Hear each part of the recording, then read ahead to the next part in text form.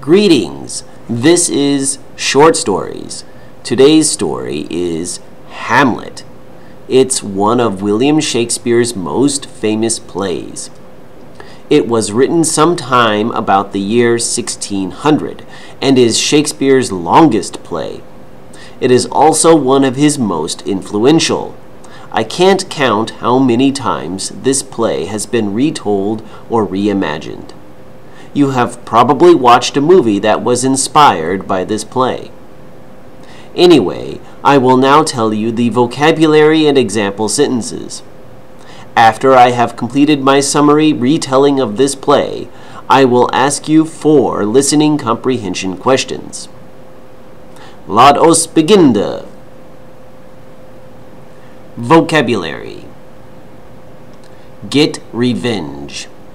Get revenge. He hurt her, so she got revenge. Guilt. Guilt. The murderer turned himself in because of his feelings of guilt. Walk in on. Walk in on. I walked in on him while he was getting dressed.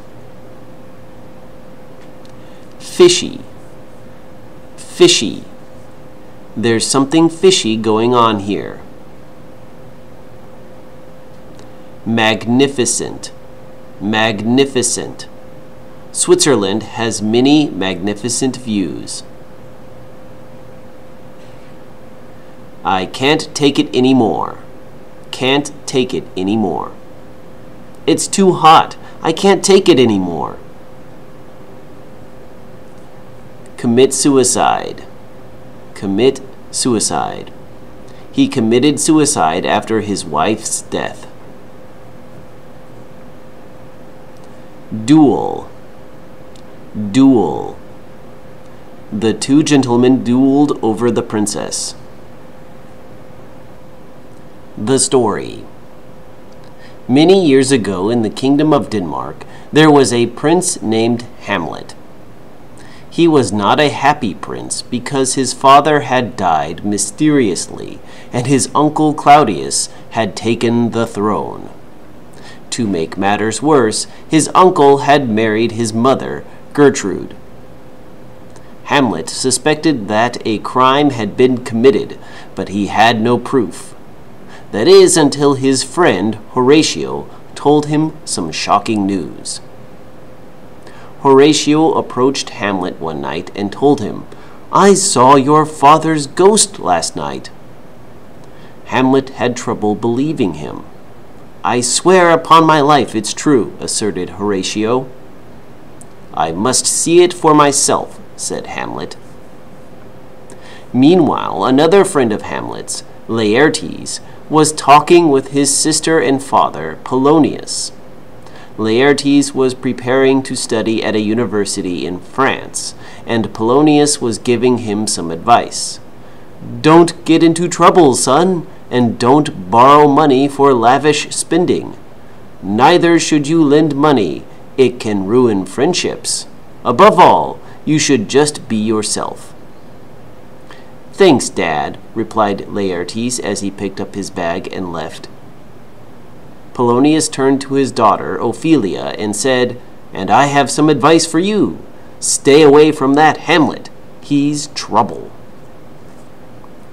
Later that night, on the castle ramparts, Hamlet and Horatio stood shivering in the cold. He was waiting to see his father's ghost. "Are you sure this is where you saw him?" asked Hamlet. "It is, my lord," answered Horatio. Suddenly, a pale-faced man in armor appeared in front of them. "Are you an angel or a demon?" gasped Hamlet. The ghost did not speak, but only beckoned Hamlet with his hand. Hamlet decided to follow the ghost. They went to the other end of the castle to talk in private. The ghost revealed himself to be Hamlet's father. Furthermore, he revealed that he was murdered. "Murder most foul," the ghost said, and he went on to ask Hamlet to get revenge. Hamlet enthusiastically accepted the duty to get revenge on his father's murderer, Uncle Claudius. Hamlet went back to his friend Horatio and told him everything. "Don't tell anyone what you have seen here tonight," requested Hamlet. Horatio swore an oath not to tell anyone about the ghost or Hamlet's plan to get revenge. "And one more thing," continued Hamlet. "No matter how strange I behave, don't get involved. I plan to act crazy in order to confuse my enemies." The next day, Hamlet met some old college friends. From them, he got the idea to put on a play, The Murder of Gonzago. "I'll put pressure on Claudius and force him to reveal his guilt," thought Hamlet. He began preparing for the play. At the same time, he was sending love letters to Ophelia. Polonius discovered that his daughter was getting love letters from Hamlet. He became angry and demanded that she return the letters. She reluctantly obeyed and met Hamlet in the hall. She walked in on him rehearsing for his play. "To be or not to be, that is the question," exclaimed Hamlet. "Excuse me, my lord, but I have something for you," interrupted Ophelia. She handed him the love letters and explained that they couldn't date anymore. Hamlet did not like this turn of events and told her to go away. Ophelia was heartbroken. Polonius saw the whole thing from the shadows and said to himself, "Something is fishy." The day of the play finally arrived. Everyone was there. Hamlet put on a magnificent performance. Everyone was enjoying it, except for Claudius and Gertrude. They watched the play nervously. The last scene of the play was the death of the king character by poisoning. Claudius couldn't take it anymore. He got up and left before the play was finished. "That proves it," said Hamlet to himself. After the play, Gertrude confronted her son. "You have deeply offended your father," she scolded. "Mother, you have deeply offended my father," was Hamlet's reply. While they were arguing, Hamlet heard a noise coming from behind a tapestry. "Is that Claudius? I'll kill him!" yelled Hamlet as he lunged at the tapestry with his sword. "Ack!" yelled Polonius as he bled to death. "Oops," said Hamlet. "Now look at what you have done," scolded Gertrude. Hamlet picked up the body and left. Claudius lived in fear of Hamlet. He tried to get rid of him, but his plan failed. Days later, it was revealed that Ophelia had committed suicide. Her heart was twice broken, once by Hamlet's rejection of her, and again by the death of her father. When her brother Laertes heard this, he was furious. He vowed to kill Hamlet in a sword fight. This was a formal duel, so it was held in the throne room with the king and queen watching. Claudius approached Laertes before the fight and offered to help him. "I'll put some poison on the tip of your sword. If that doesn't work, I'll put some poison in Hamlet's cup," Laertes agreed. The duel began. Hamlet was doing very well. He managed to score a few hits on Laertes. Gertrude was pleased, so she offered a toast. She picked up the cup that was supposed to be for Hamlet. "No, don't drink it! It's poisoned!" Claudius warned, but it was too late. The queen was poisoned. When Laertes realized what had happened, he lunged at Hamlet and cut him. The two dropped their swords and started wrestling. Hamlet managed to pick up a sword and stab Laertes. It was the poisoned sword. With his dying breath, Laertes revealed Claudius's plan. The enraged Hamlet charged at Claudius and ran him through with his sword.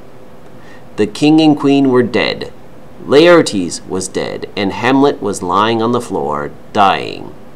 Horatio entered the room and saw his dear friend bleeding. He held Hamlet in his arms and promised to tell his story. "The rest is silence," sighed Hamlet as he closed his eyes for the last time. Listening comprehension questions. Number 1. How did Hamlet's father die? A. He was sick. B. He had an accident. C. He was murdered. D. He committed suicide. Question 2. Why did Ophelia commit suicide? A. She was heartbroken. B. She felt guilty for Polonius's death. C. She was trying to fake her death but made a mistake. D. She was cursed by a witch.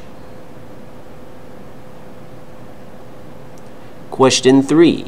Why did Hamlet's play upset Claudius and Gertrude? A. It was terrible. B. The king character was poorly written. C. It was too long. D. It implied that they were murderers. Number 4. How did Hamlet's mother die? A. She drank from a poisoned cup. B. She was cut with a poisoned blade. C. She was stabbed through the heart.